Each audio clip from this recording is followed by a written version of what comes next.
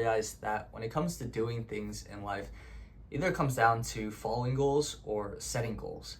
And there's no clear distinction between which one is better or worse. I think at different points in life, one is more appropriate than the other. For me, I'm very early on in my career, and there's tremendous value to following someone else's goals, to be a supporting character so that I can pick up the foundational skills and resources so that I can pursue my bigger pursuits and goals down the line.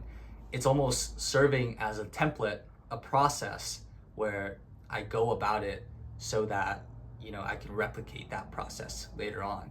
Obviously, in a very ideal scenario, the person that you're following has a goal that's very similar or even the same as yours, so that in going through this process, you learn exactly what it is that you need to know.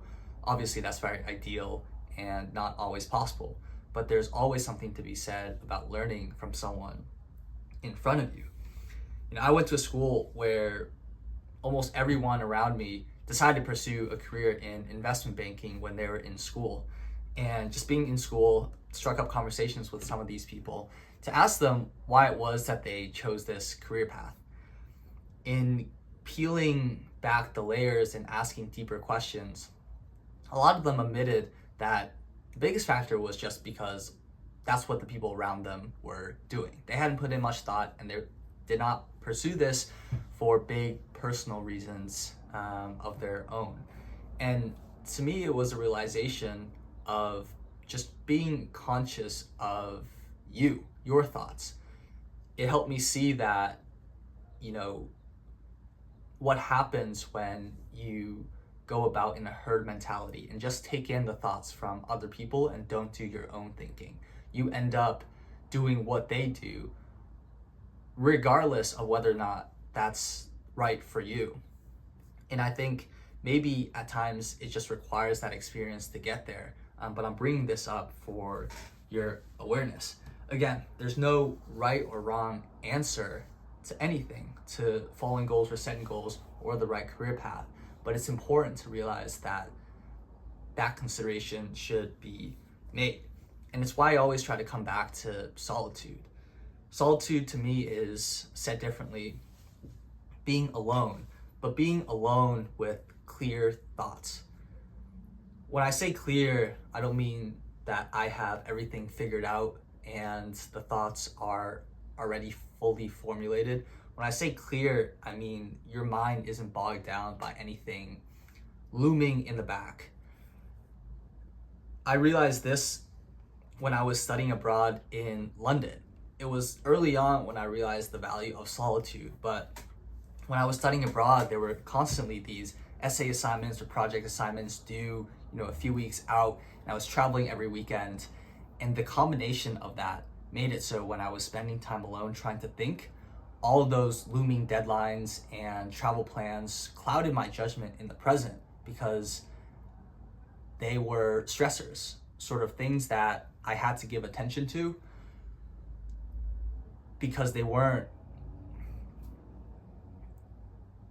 things that I had to give attention to that took away from the present thinking. And there's one week where I really just tried to finish all my, long-term assignments, or at least near-term assignments, I should say. And I remember sitting down in the park that weekend, and the thinking was just a lot more clear because I didn't have looming deadlines clouding what I needed to think about in the present, and I could just really let myself wander. The solitude part, though, comes in as it relates to being aware of what you're doing, because it's the time for you to think so that you know yourself. You think about what's happening and take it for what it is. It relates to the difference between following goals and setting goals, because you want to be aware of what you're doing in the moment. You don't want to be following goals, not realizing you're not pursuing anything of your own. And when that following of goals comes to an end, you have nothing to show for. It's something that's incredibly real in the working world. To put an example out there, I could be supporting my manager for years to come, helping him achieve his goals of being promoted or pursuing larger projects.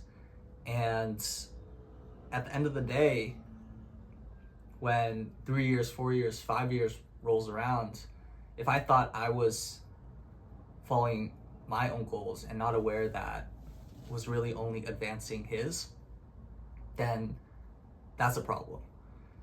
Again, back to the idea, both has value. It's just important for you to recognize what's happening. Anyways,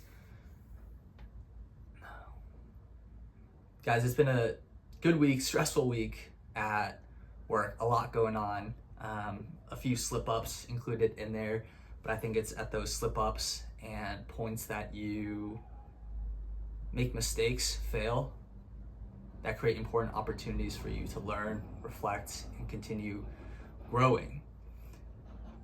Let me know if you guys think this would be helpful in a podcast format. It's something that I've contemplated for a little bit, or if it would be helpful in a shorts format. You know, I enjoyed making these, but wanted to be as helpful as I can to you guys. So let me know in the comments.